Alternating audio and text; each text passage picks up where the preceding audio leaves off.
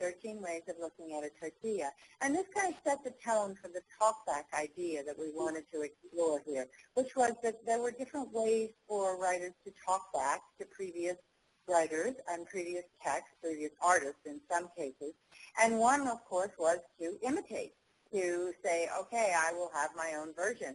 And Aaron was wonderful because he talked a little bit. If you go back to that one, you'll hear an interview that we did with him, and then it was just a telephone interview, but he was good enough to talk about it and then to actually read the poem. And one of the things he said is that when he was doing 13 Ways of Looking at a Tortilla, he wanted to look at two things. He was trying to accomplish two things.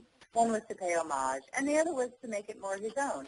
So bringing some of his own culture there, changing the setting, changing some of the language actually, as there were Spanish words and expressions in it.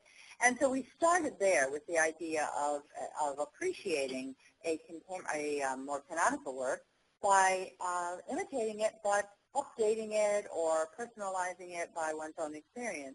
And from there, we went to look at a painting by Winslow Homer called The Veteran in a New Field, 1865 painting from the Civil War. And then we looked at the response called Again the Fields After Winslow Homer, a poem by contemporary writer Natasha Trethewey, who was our previous poet laureate. And so we were looking at why she would do that and how she was in some ways reminding Homer, or reminding those of us who appreciate Homer or those of us who love the painting, of what was left out. And so there was the notion of a talkback, adding a different voice, changing the position of the subject of the poem.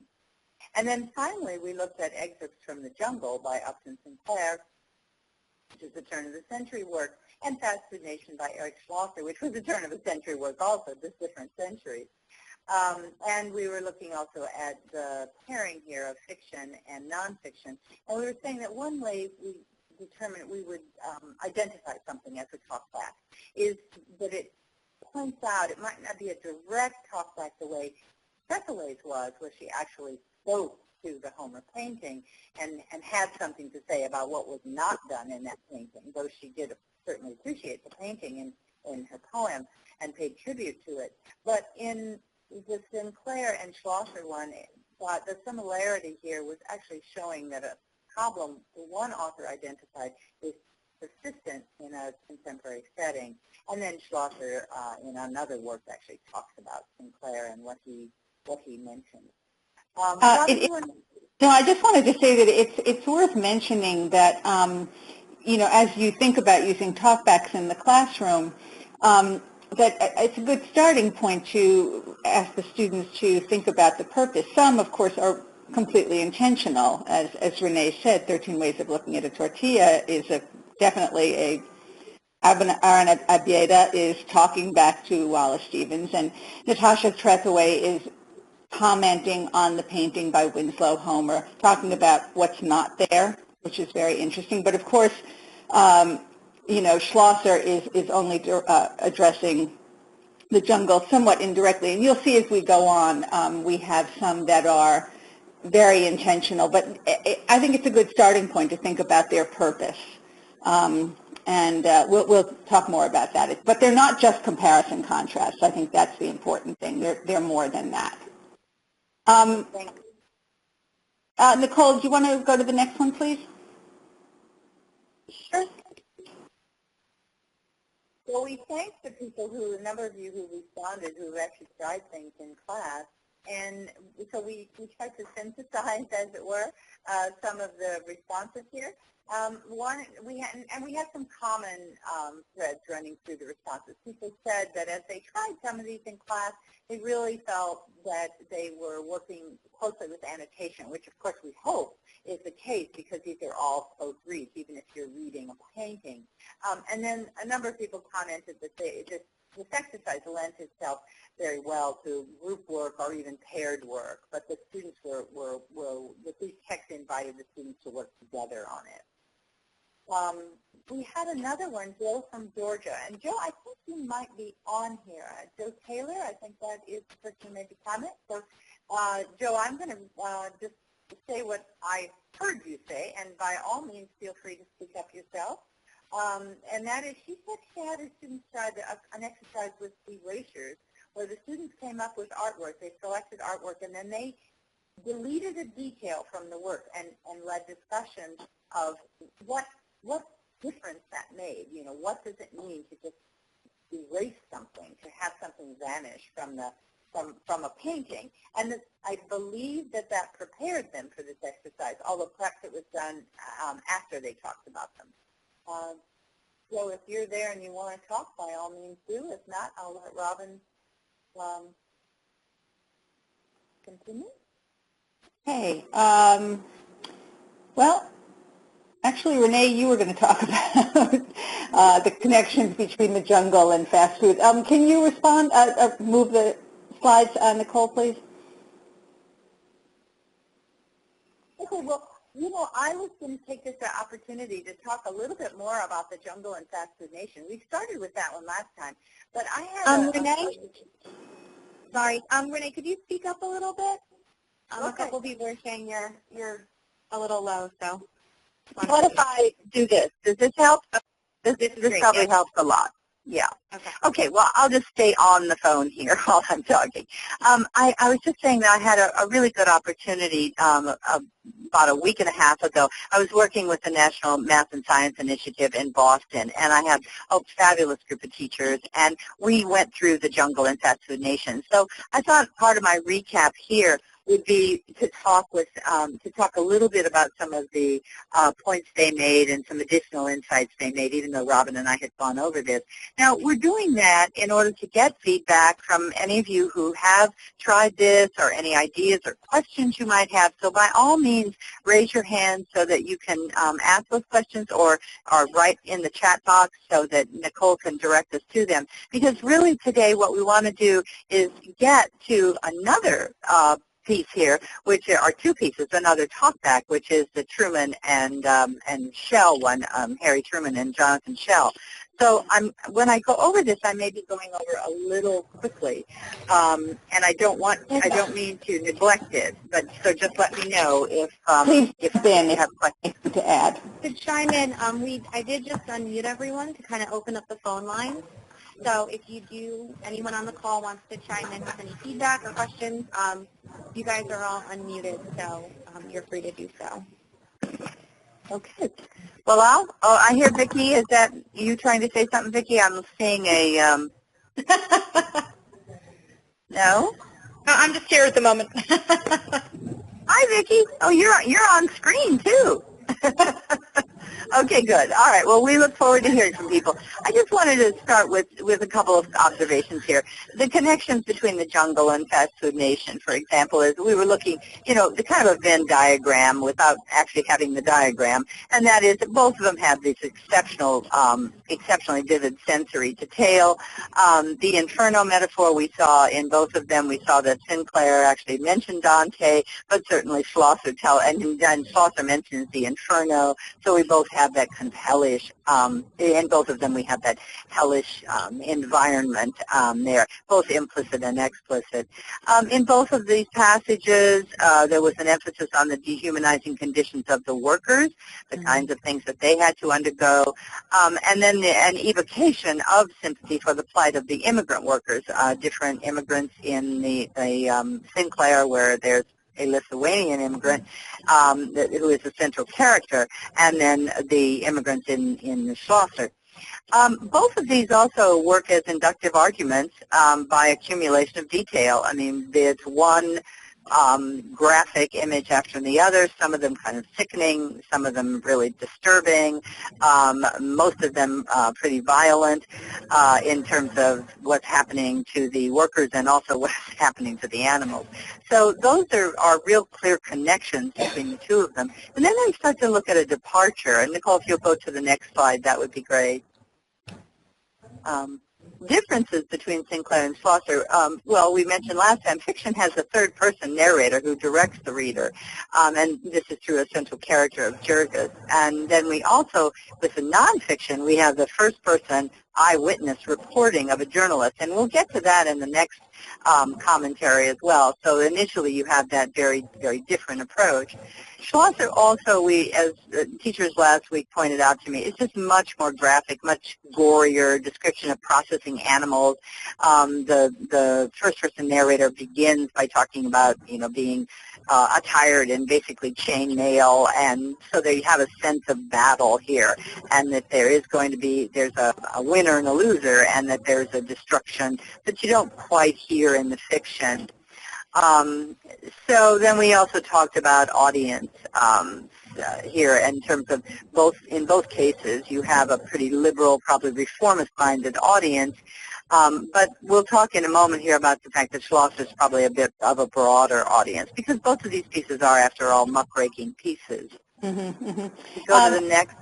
Go ahead, Robin. No, I was going to ask if anybody had tried these texts, if you wanted to provide some responses to any of these differences and similarities.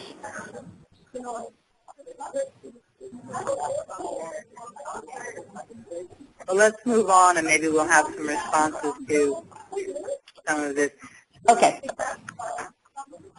Nicole, may I ask you if people are responding in the text box, am I going to see it? Because you said something about seeing it, and I don't see anything right now. It depends on if they send it to both you Right. and Okay. I. Well, so I'll interrupt you if I get anything through the text through the chat box.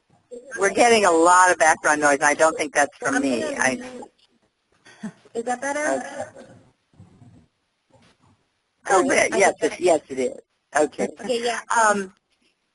These problems and questions that are up on the slide now, these really came from last week when I was working with these teachers in the NIMSY project in Boston, as I said.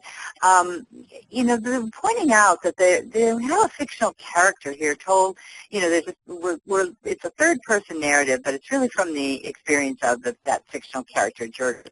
But there's still shifts.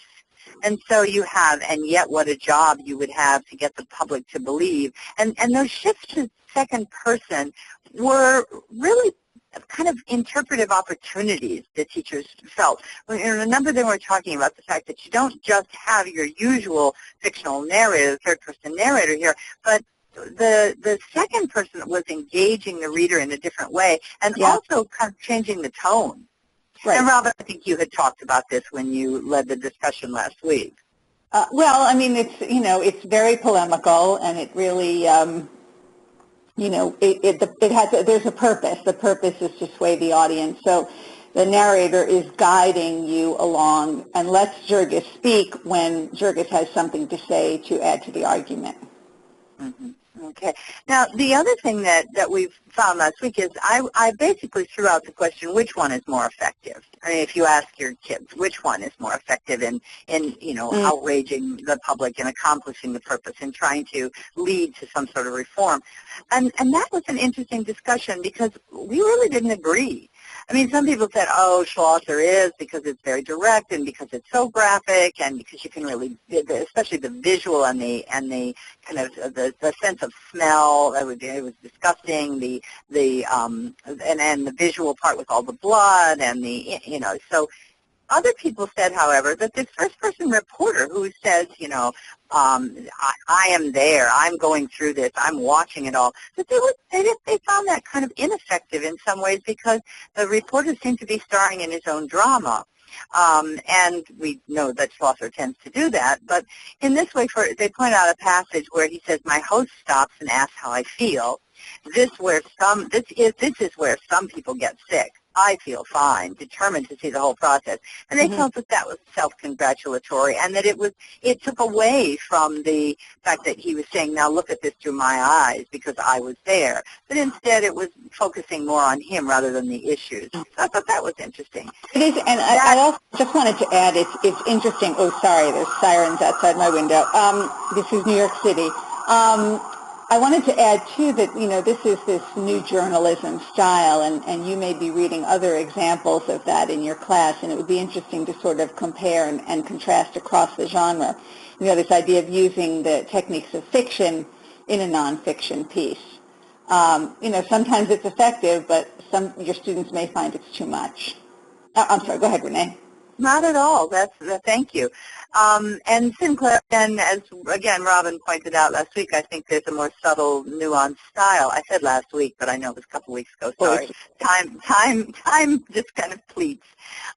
Anyway, and Schlosser is definitely more heavy-handed. I mean, we've seen his work before, and of course, if you have seen the documentary, Food Inc., you see some of the same issues, same strategies there. Renee, that is a question we just received from Joe Taylor. Does anyone use the clips from Food Inc. with these two works? Joe, I can unmute you if you want to talk about your experience using that in your own classroom. I was just thinking that Schlosser is shown in Food Inc. and your comment that he's more heavy-handed and everything, very, very persuasive in a few of those clips. I'm thinking particularly when he's talking about all the cattle that are raised together and they're in their coop, raised that way, and I was thinking it was pretty effective and could be used with these two words. Yeah, I couldn't agree more. I think that's a marvelous way to work with these things. I remember watching Food Inc. with my students one time when they had, and this was in a freshman comp classroom, and they had, some of them brought their lunch because we were meeting, and they had hamburgers and things, and I remember them saying, "Oh my God," and they were sort of putting their food down and all. I agree with you. The visual and the way the cattle are shown where they can't move, and as you say, they're sort of standing in their own excrement. It's really a problem. Well, I don't know if it's heavy-handed or it is really effective, and I think that's always a good discussion. How much is too much? Right. But thank you for calling those to our attention, because I think Food Inc. is a perfect one to use with this. Mm-hmm, mm-hmm. And it brings up the last question that. Oh, go ahead, Joe. I didn't know you have something you wanted to add. No, that's great. Thank you. The two last bullet points on this slide about the audience and then also the purpose are really good, nuanced questions to ask your students, I think. Is Schlosser for a broader audience? And also was, when the Sinclair novel came out, I think it was very, very popular. And I don't think it was considered high culture, because it was muckraking, and he did have a huge audience for it. Not the same as, now who you can get Food Inc. on pay-per-view, and that's so easy, but I'm not sure their audiences are that different. But maybe. Right. It's interesting to hear what your students say. And then this idea of purpose, is it food safety or to change social conditions or both? Another good nuanced question to ask about. I'm going to go back to Robin's point about audience, too, because the teachers last week talked about, and again, that was last week, but they talked about the fact that that many of them had taught the jungle in a 10th grade class. Mm-hmm. And they said students liked it very, very much, that they were able to read it, and they didn't, again, I think Robin's right. It was not a literary novel when you think of some of the other things like Edith Wharton or Henry James coming out around the same period. Very, very different style and very different kind of audience, but maybe not necessarily a different kind of audience, but a different purpose, definitely. Mm-hmm. So I think that's interesting. Chaucer was disappointed, about the kinds of reforms that resulted, and from, maybe not directly from his novel, but that his novel contributed to legislation. And the other thing is, as you look at these, the group last week was pointing out that there's so much in the Chaucer that has a kind of our contemporary concern for animals and for the way we treat animals, and especially animals that are going to become part of our food, and that is something that you don't see in the Sinclair. So you really do see a difference in a century here in terms of where our sensibilities lie. The concern in the jungle was very definitely the workers. But also, I think, Renee, you started to mention, Sinclair was very upset about the response to his book because it did result in legislation, but legislation paid for with tax money. He really wanted to sort of overthrow society. He was very, very left-wing, probably communist. So he was not happy with the results, which is just kind of some interesting background. Right, and then also Schlosser makes the point that the legislation didn't really change anything significantly. And so when in the second edition of Fast Food Nation, one of the points that I think it's in CIA Lit, we have a quote there where Schlosser actually writes about the fact that Sinclair would have been pretty horrified at the fact that a century later the same conditions in many regards were still there. Mm-hmm. Okay. All right, should we move on? Nicole, can you move the slide? Sure. Okay, so we found this, or Renee found this painting, which is actually, genre-wise, is considered impressionist. It's hardly Renoir. But this is a German painter named Lovis Corinth, and it's called In the Slaughterhouse. And the question is, does it capture the conditions Schlosser claims characterize the slaughterhouse of the 20th century? Anybody think this might be useful in class? Anyone want to comment on it? And I will say, as you're thinking about that the way I found this was when Robin and I were talking, and when I was thinking about my work with the teachers in Boston, I thought, we can find a million pictures of slaughterhouses, and Food Inc. is certainly a good example of them, that match the Schlosser book. But what if we found one that was closer to the time of the jungle and ask ourselves, is this something that could illustrate what Schlosser was talking about? And then I was really just pawing around Google and found this one, which there's something about the movement of it, the color of it, the lines of it that evokes for me precisely the writing of Schlosser. I could make a nice argument here, I think, about similar tones. Yeah. If you have access to the link at the bottom, we found a terrific link to, I guess, a blog that has a wonderful essay in it about depictions of slaughterhouses and their connection to the crucifixion. And there are probably 6 or 8 different really interesting pieces of artwork, photographs, paintings of slaughterhouses, and some of them the crucifixion imagery is pretty obvious and others not so much. But we suggest that if you have a chance, if you have access to this PowerPoint, that you click on it, because I think the visuals are fantastic. Yeah, I think in Francis Bacon there was some writing about it. But the paintings go all the way from like the 17th century, I think, to the 21st. So. Right, yeah. Some are photographs. Yeah, it is nice. And in fact, I think Francis Bacon called his slaughterhouse pictures the crucifixion. Yeah. So, and once then go back to this Corinth painting, and that imagery is even clearer than it was before. I can't tell what that central image is. If it's a man or an animal or an angel, but it's certainly lurid. Yeah, absolutely. That's for sure. All right. Anybody have any comments about what we've just been talking about? Because if not, we see the time here, so we'll move on to the text that we were going to talk about this afternoon. Okay, Nicole, you can do the next nothing link. in so far. All right. Okay, so we're going to open this up talking a little bit about atomic war, and what you see here is a cover of a comic book, and we're going to talk about some of the text, but actually one of the texts that is considered the very beginning of the atomic age, which is the dropping of the atomic bomb on Hiroshima. This cover here was part of a series published between 1952 and 54 about a fictional war between Russia and the U.S., but we may come back to that.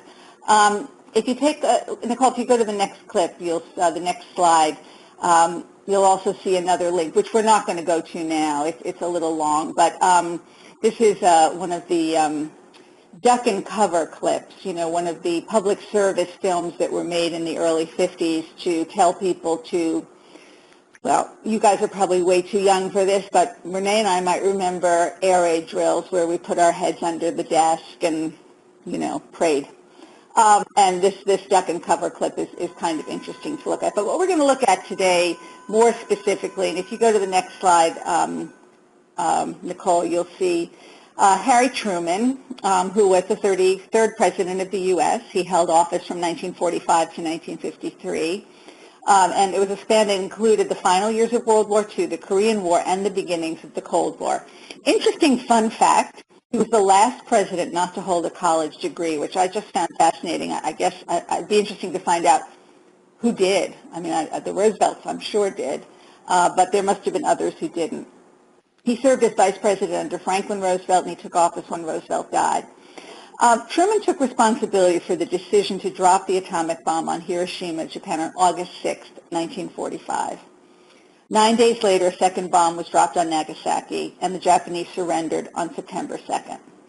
And we're very aware of the controversial nature of this decision, but Renee and I have a particular kind of slant here, which is that both of us kind of realized that we wouldn't be here if the war hadn't ended when it was. My father was an infantry soldier in Europe, and he was in a camp in France waiting to be shipped to Japan. And Renee's father was already in the Pacific and was waiting to invade Japan. So it's hard for us to be very, very objective about it. We're hoping that you had these texts to read. Is that the case? Yeah, they should have been sent them when they received the invitation. So everyone definitely was sent the material. Because we didn't include the text here. But if you haven't had a chance to read them, you can certainly go back to it. If you go to the next slide, Nicole.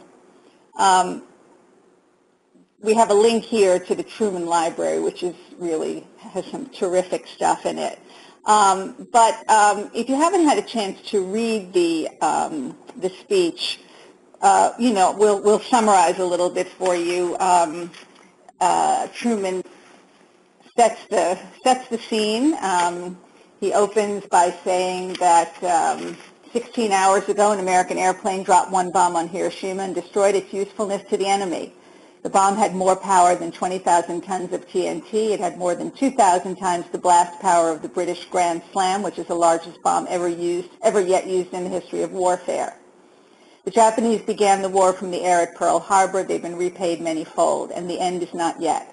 With this bomb, we have now added a new and revolutionary increase in destruction to supplement the growing power of our armed forces. In their present form, these bombs are now in production, and even more powerful forms are in development. And he goes on from there, and he talks about the sort of scientific background, the fact that the Germans had been working on bombs, and that the U.S. and Britain got together to put their knowledge together. He makes the point that there was a battle in air, land, and sea, but also a battle of the laboratories, and how glad he is that the Germans didn't succeed in creating an atomic bomb. He talks a little bit about the organization of the work, where the labs were, and how the workers, A, didn't know what they were doing, and B, were safe. And then, he goes back to the purpose of the bomb, that they're prepared to obliterate more rapidly and completely every productive enterprise the Japanese have above ground in any city. We shall destroy their docks, their factories, and their communications. Let there be no mistake. We shall completely destroy Japan's power to make war. And then he does talk about the other possibilities that Japan rejected, an ultimatum from Potsdam. And then he looks to the future a little bit, and he talks about the harnessing of atomic energy for purposes of good, for energy, to replace other forms of energy.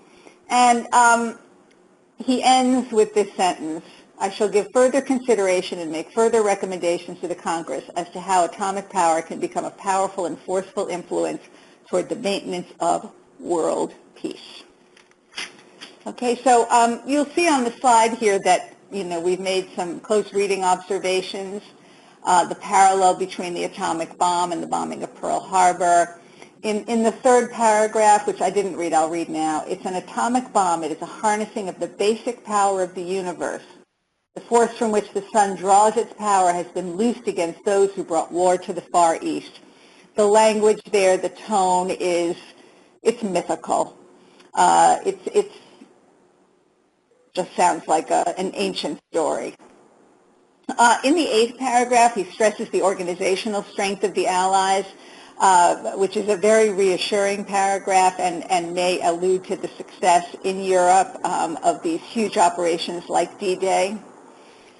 In the 10th paragraph, he acknowledges the terrible destruction of the atomic bomb, but as I said, he counters with the failure of the Japanese to accept the ultimatum offered at Potsdam. And then the speech moves to the future in the last few paragraphs, looking ahead to scientific applications. Through the speech, Truman's simple, declarative sentences are reassuring, clear, and remind the audience that he has accepted full responsibility for his decision. And that's, to me, the most striking thing about this speech. And it's hard to imagine how he must have felt getting up there and making that announcement. But reading this and studying this speech really made me see him in quite a different way.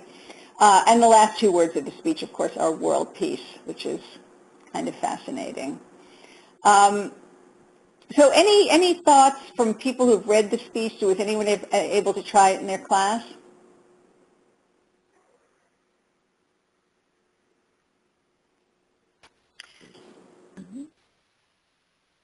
No. Okay. Some of the parts that Robin was mentioning, when we were talking about this, and I said, my God, it's master of the universe. I mean, that is it. I mean, the mythical part that Robin said in that one, it is an atomic bomb, just that flat statement, and harnessing the basic power of the universe. Yeah. And later on, I believe it's paragraph 9, he says, we are now prepared to obliterate more rapidly and completely every productive enterprise the Japanese have above ground in any city. We shall destroy their docks, their factories, and their communications. Let there be no mistake. We shall completely destroy Japan's power to make war. And that assertive tone, that confidence, that there's no question this had to be done. We did it. We are not sorry. We will now use this, as Robin pointed out, the scientific breakthrough for more peacetime activities. So there's a little bit of a pulling back, but yet it's very clear. He does not make excuses. He's so direct, and I think how interesting to compare it to our speech makers now, who tend to be a little bit more careful. Their speeches feel a lot more test marketed. Less likely to offend, less likely to be quite so direct, I think. Very, very different.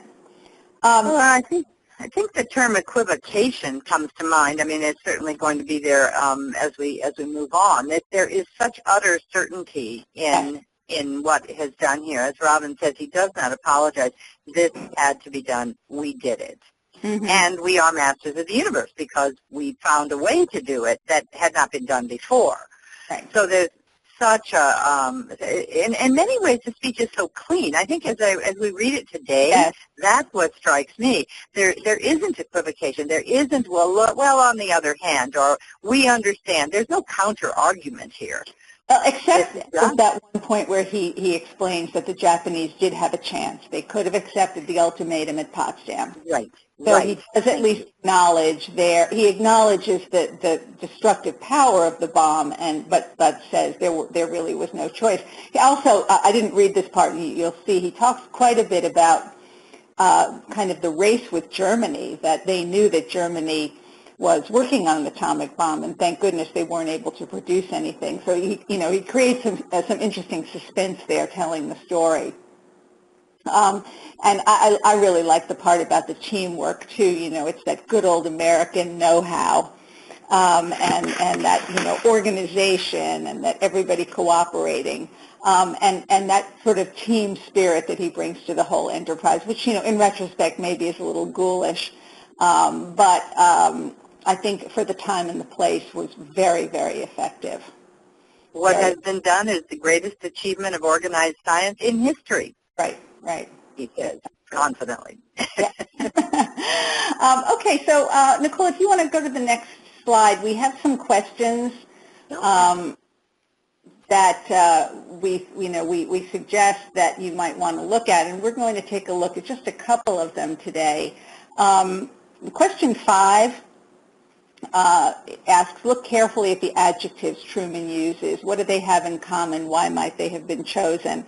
And if you were to go through this speech and count the adjectives, you would see he uses about 70 different ones.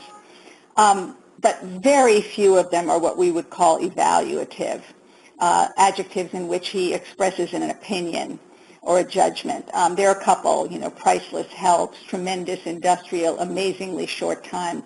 Most of the adjectives are really descriptive, that depict an attribute of the noun. One bomb, atomic bomb, limited quantities, financial resources, physical shape.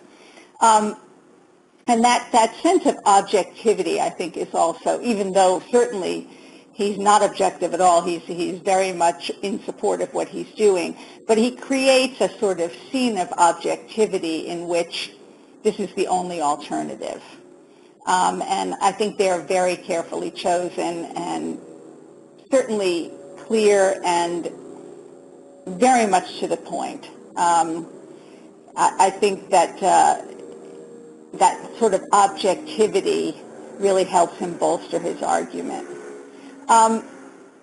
Another question we wanted to take a look at, and which we think might be an interesting thing to do with your class, that there's been tremendous debate about the use of it. I'm on number 7, to bring World War II an end, but Truman defended it and claimed to have no regrets about the decision, for which he took full responsibility. It would be interesting to ask your students what qualities in the statement show his resolve, and ask if there's any second guessing or defensiveness. Again, I think of strong adjectives, his justifying his actions without overdoing it. He's able to make it clear that he had no choice. But he gives enough background information, the scientific collaboration with Britain, his emphasis on the German and Japanese aggression. His resolve seems very, very firm. Second guessing, I don't know. Any thoughts? Anybody think of anything?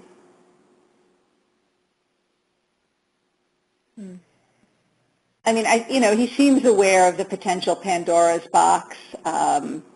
He talks about, keeping a lot of information secret, even though he says it's not the habit of scientists of this country or the policy to withhold from the world scientific knowledge. He does talk about having kept things secret.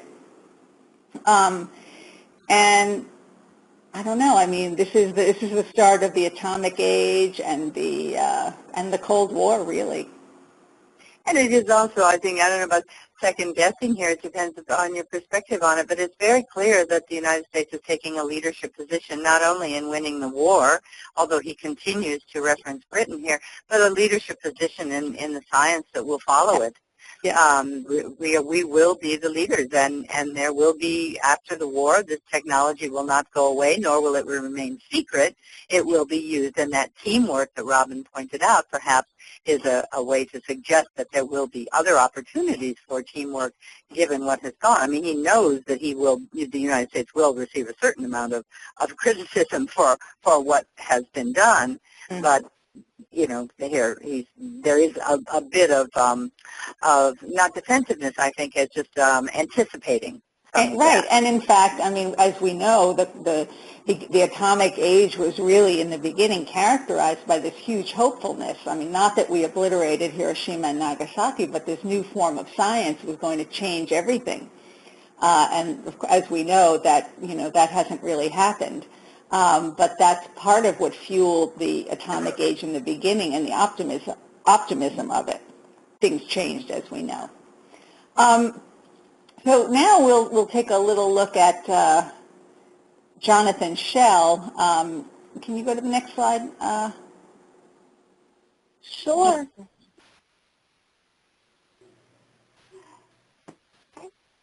one of the things that we talk about is how do you enter these kinds of conversations, or in this case, this talk back. And this is one where it's not a direct talk back, and yet it kind of is. I mean, Jonathan Shea is revisiting this decision. And I before I get into much about him and look at this text, I just want to say that there are two ways, I think, to enter this. The one is the atomic age, and we're going to talk about a conversation there that I think would be really, really helpful.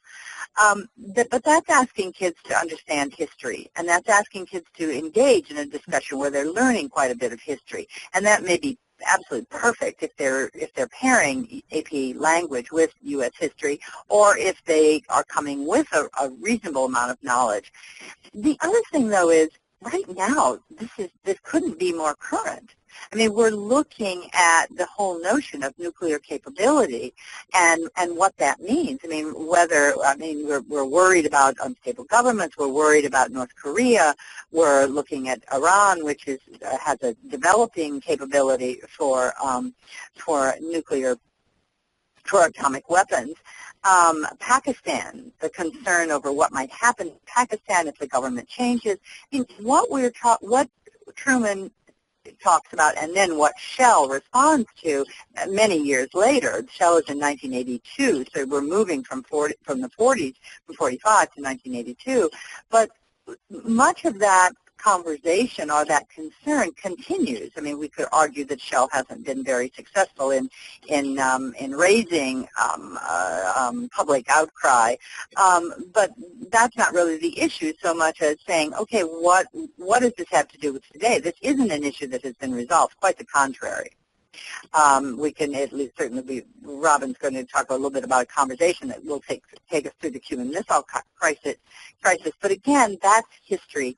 There's so much going on right now, and I think the Shea piece is perhaps even more timely, although I think it's so important for the kids to see how this began. But Jonathan Shea is still writing. Born in 1943, and he's an author and an educator, writes quite a bit for The New Yorker, has written for Newsweek and The Nation, and his book, The Fate of the Earth, came out in 1982. And this was one where he talks about the nuclear threat. And again, that's the Cold War of that earlier time. And this piece that we're looking at is an excerpt that appeared from a piece that appeared in the New Yorker. There were 3 lengthy essays that appeared in the New Yorker, and this is that one. became the book. The book Fate of the Earth was those 3 essays. Okay. So if we can go to the next one, Nicole, I'm going to go right to the text here. I'm going to just look a little bit at this one. Again, he responds directly to Truman. There's a place in the text where he references the question of human extinction has been on the political agenda of the world ever since the first nuclear weapon was detonated. So it's kind of an oblique reference to Truman, although, as Robin points out, he often mentions Truman in his work. But this one is such a philosophical piece. It's there, you have Truman is the president, he's the leader of the free world, he's assertive. This one is much more the philosopher. Interestingly, he's speaking in a very reasonable, measured tone on a highly emotional and volatile issue. I'm just going to read a little bit at the beginning here. To say that human extinction is a certainty would, of course, be a misrepresentation, just as it would be a misrepresentation to say that extinction can be ruled out. To begin with, we know that a Holocaust may not occur at all. If one does occur, the adversaries may not use all their weapons. If they do use all their weapons, the global effects in the ozone and elsewhere may be moderate. And if the effects are not moderate but extreme, the ecosphere may prove resilient enough to withstand them without breaking down catastrophically. Notice all the conditional verbs there. It's an if situation. He's speculating. He's thinking, well, what if this happens? What would happen? What might happen? What could happen? This is all very conditional because he knows, in this case, the counter-argument is really the whole contextual background. People who are saying, no, this isn't going to occur. As long as we have responsible people in charge, we will never have this nuclear holocaust. We will never face this possibility of extinction because we will have people in charge who will make good decisions. So this is a very interesting argument to me because what he has to do is make an argument that's based on uncertainty, not on certainty. So his language in this one is much more formal and abstract, as I say, philosophical. And he depends principally on appeals to logic. Now, I'm not saying or suggesting at all that Truman doesn't appeal to logic, and I think Robin has explained how this is a very clearly thought out piece. This is what we've done, this is how we've done it, this is why we've done it, and these will be our next steps. And here is the outcome we expect beyond the outcome of stopping the Japanese and thus ending the war. But Shell depends principally on deductive logic. So instead of having a kind of step-by-step systematic explanation of what's going on, almost sequential and chronological, you have him here setting up a series of premises and then applications and then the conclusion. So you have major premise, minor premise, and the conclusion. The opening sentence alone establishes the hypothetical nature of the argument. Uncertainty reigns. This is what we're all about. Then he has a series, and as we move on, he has a whole series of if-then statements with conditional verbs. In fact, he actually italicizes some of the verbs himself. Yet at the same time, we are compelled to admit that there may be a Holocaust, that the adversaries may use all their weapons, that the global effects, including effects of which we are as yet unaware, may be severe, that the ecosphere may suffer catastrophic breakdown, and that our species may be extinguished. So in a way, the syllogistic logic, if you're teaching deduction, this is a good way to look at it. If we work with deductive logic, usually the major premise is a more abstract or general statement. I always use the one, all teachers are smart. Sarah here, I'm going to look at Sarah is a teacher, therefore Sarah is smart. That's syllogistic logic. We have to assume the major premise is true, and of course valid versus true is one of the things we talk about. But that's always a larger statement, an encompassing statement. So here, since he's got to speculate on what might happen and acknowledge that we have no clear idea of what might happen because it has never happened, and we can't know because once it does happen, we will be obliterated, it's a tricky argument, to say the least. The first half of this piece establishes the terms of the argument, the uncertainty. The second half builds a moral imperative. Given that uncertainty, what will we have to do? And he says we have no right to place the possibility of this limitless eternal defeat on the same footing as risks that we run in the ordinary contact of our affairs. The ordinary conduct of our affairs. Here, making the point that we can't say, well, we don't know, if we're going to have an automobile accident on the way to work. But this is a whole different thing. He says this because he's got to develop an argument that is a moral imperative. I want to go kind of toward the end of it, if you have it in front of you, because his sentence is very different than Truman's. Principally, Truman's sentences are going to be subject-verb objects. They're declarative sentences. Not saying some of them aren't a little bit lengthier sentences, nor am I suggesting that they're simple sentences, but there is a kind of straightforwardness to them. These tend to be sentences that are filled with qualifications. The if-then is one. They tend to be sentences that are cumulative. He will make a statement and then qualify and modify and qualify and modify. So there's a very different syntactical construction here that I think is appropriate for the speculative kind of the argument. But then there's this wonderful sentence at one point, which is when he says, we are in deep ignorance. And that's almost toward the very end, where he's talked about everything we don't know. And then he says, However, he doesn't say that, but that's what we're hearing here. Our ignorance should dispose us to wonder. Our wonder should make us humble. Our humility should inspire us to reverence and caution, and our reverence and caution should lead us to act without delay to withdraw the threat we now pose to the earth and to ourselves. Very interesting juxtaposition there of the shortest sentence in the piece with a very lengthy sentence that just builds, again, a cumulative sentence. Robin, did you have a point to make? Yeah. Go to the next slide, Nicole, if you don't mind. Yeah, go ahead, Robin. Oh, that's what you're looking for, right? The major. Right. Oh, I thought you were going to make a point. I thought you had something you were going to say. I didn't mean to interrupt you. Okay. All right. Yeah. And so here, what I tried to do, and believe me, I know I'm on shaky ground here because we're looking. I mean, probably if you ask your students to do this, or if you did it, you might come up with a different chain of logic here. But I think one way to do it is what you're seeing on the slide now, and that is that generally we argue from certainty. We have certain quantitative data. If I say all teachers are smart, presumably I have something on which to base that information. Are facts that, during the Civil War, such and such happened, that guide us to conclusions. Shell's purpose is to argue based on uncertainty, and as I say, that's a tricky one. So what I did here was to try to take this entire piece and look at the structure of the argument.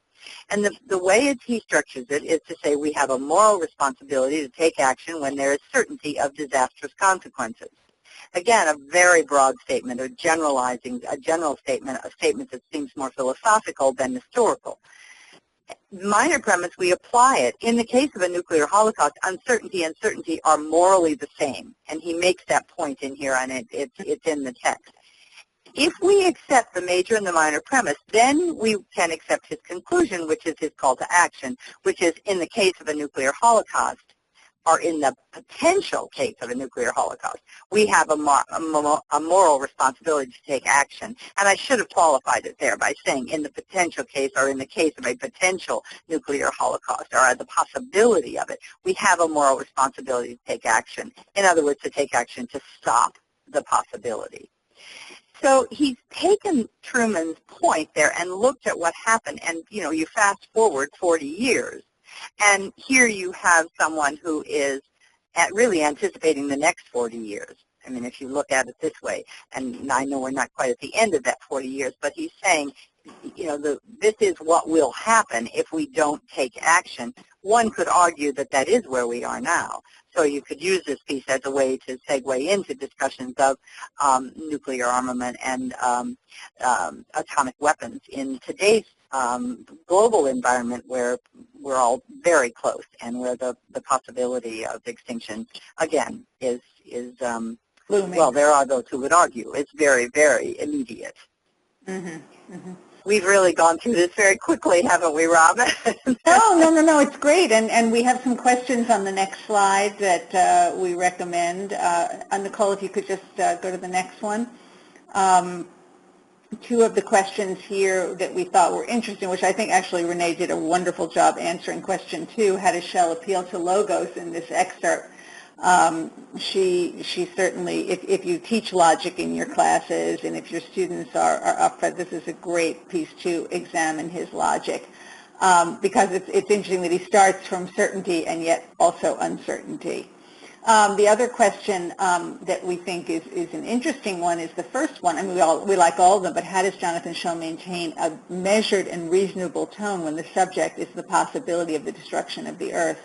And why do you think he does that? We think these are great questions to work on with your students. That first question, I love that first question, because I think given the fact that he's talking about the extinction of all humankind, you would expect a kind of panic tone in that one. And he uses we, he uses we and I, but he's using first person, so he's very personal. I mean, in that way, there's not we may, one does this or that, but there is a personal tone in here as well, or a personal engagement, absolutely. And yet, so his logic in this way is not clinical so much as just clear. Right. This very compelling. Facts. We're in this together.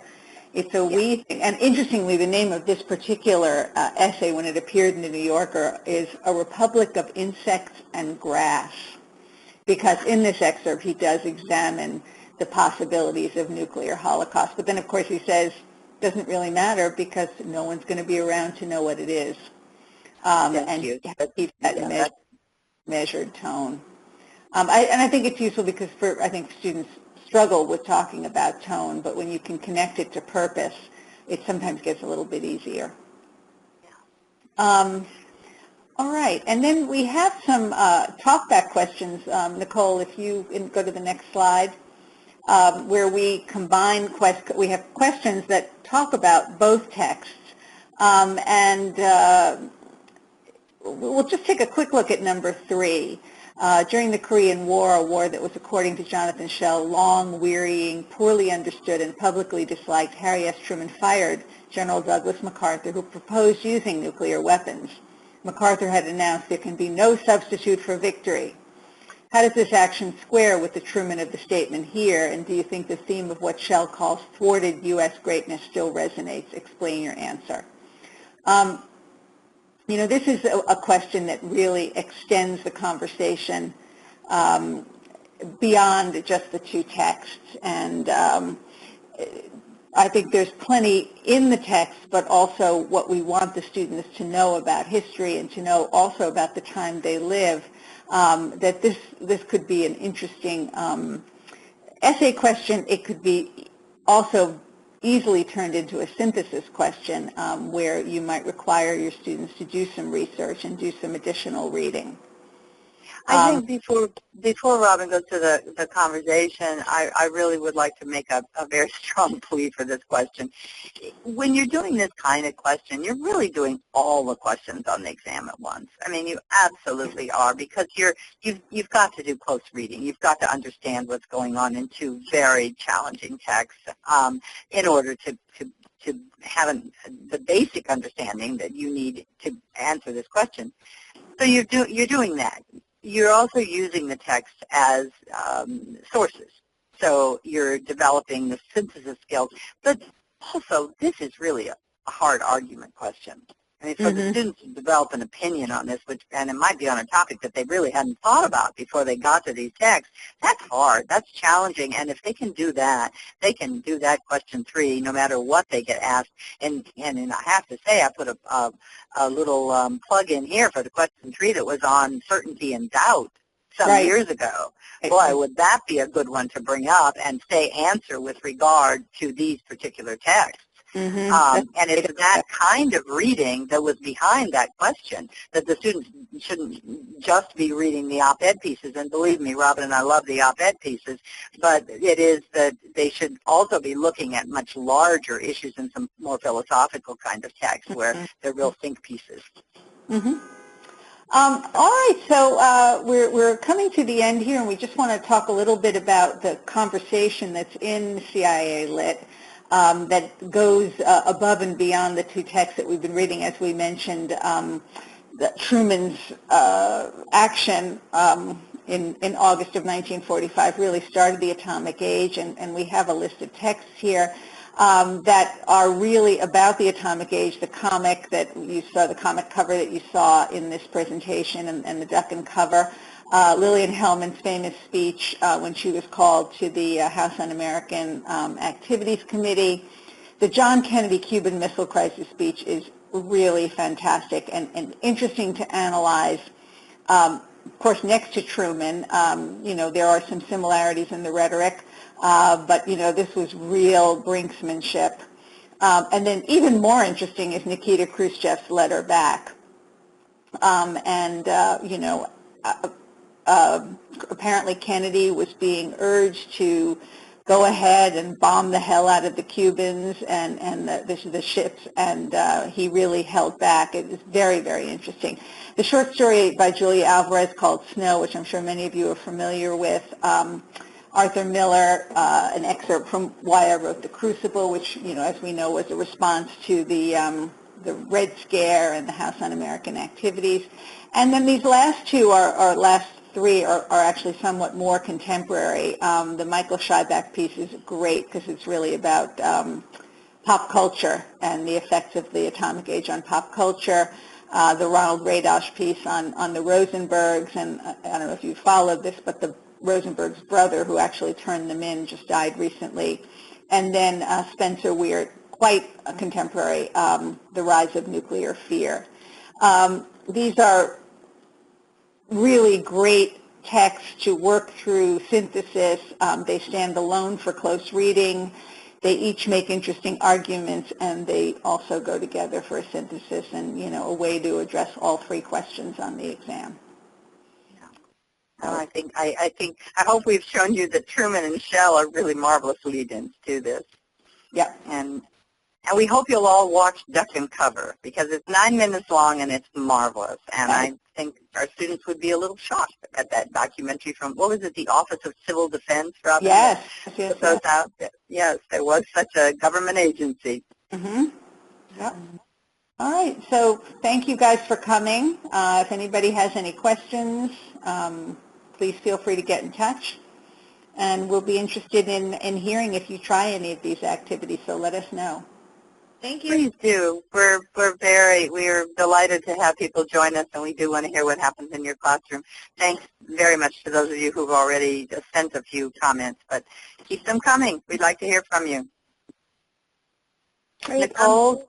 Yes, thank you everybody for joining us today. And like Renee and Robin said, please feel free to email me. I'm sure you all have my email address from me sending you tons and tons of emails about this stuff. So respond back, let me know how it goes, and I will, make sure to get those comments to Renee and Robin.